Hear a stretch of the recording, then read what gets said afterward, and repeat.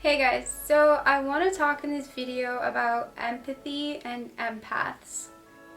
Most people on the spiritual path can identify as being empaths, meaning you really feel energy of other people, you can be very sensitive, you almost sometimes take on other people's energies.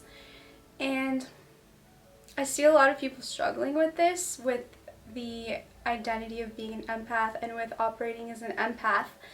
And I feel that it's not something that you necessarily have to struggle with once you learn how to deal with it and how to operate in the correct way. A lot of people give their power away in saying that they're an empath, so they basically absorb and sponge other people's energies and they feel that they're incapable of stopping themselves from doing that.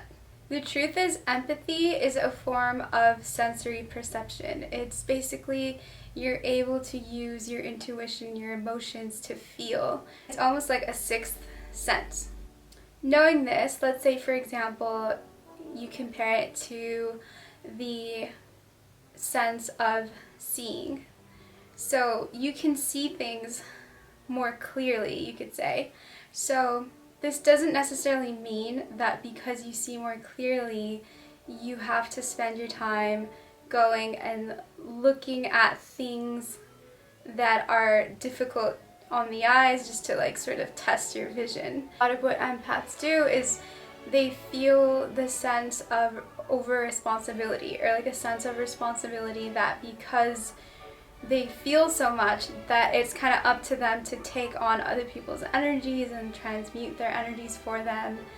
And this can lead to a lot of trouble. Sometimes even when you see somebody who's suffering or who's going through a hard time, you have to honor and respect their autonomy in walking their own spiritual path and dealing with and transmuting that energy. When you interfere and you try to save someone or help somebody, it actually can result in you taking on negative karma, and you might actually hurt the person even though you think you're helping them, because whatever lesson they're learning, it could be something that strengthens them or makes them have thicker skin or become more of the person that they're meant to be.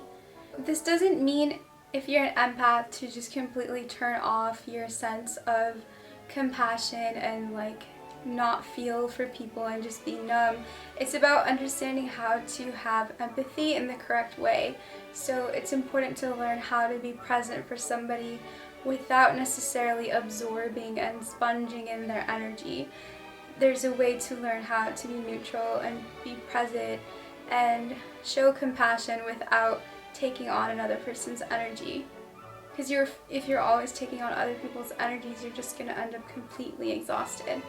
And we see this a lot in romantic relationships and in families and close relationships, where one person just feels overly responsible, like they have to save someone, they have to be there for them, and really it just leads to enabling behavior, codependent behavior, and both parties involved end up not moving anywhere, not growing, and really just it becomes like a toxic cycle. It can be very counterintuitive to what we learn about helping others and being there for others, but sometimes really just working on the self and shifting yourself from within can have an effect where you actually shift your environment, and I've witnessed this many times. I've heard stories of people, for example, who've had a very difficult relationship with their parents, and they just do the inner work and they shift and they transform, and somehow they actually shift the energy of their parents and it becomes like a completely different dynamic. And it seems very impossible to believe something like this sometimes, but we are projecting this reality and we experience what we are within. So really the answer is always within. The illusion and the Maya makes us forget and think that we're supposed to fix what's external, but the answer is always internally.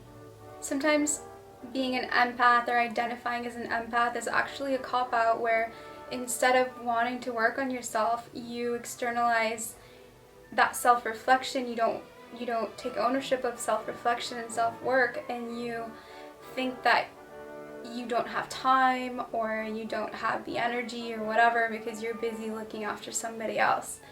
But that was never your job to do in the first place. Like, everyone is responsible for themselves, and it's not about being cruel or selfish. It's just understanding that we're all in this collective dream reality, and everyone has free will, and everyone's experiencing their reality, and they have a right to make their own choices and to decide whether they want to grow, whether they want to learn more lessons.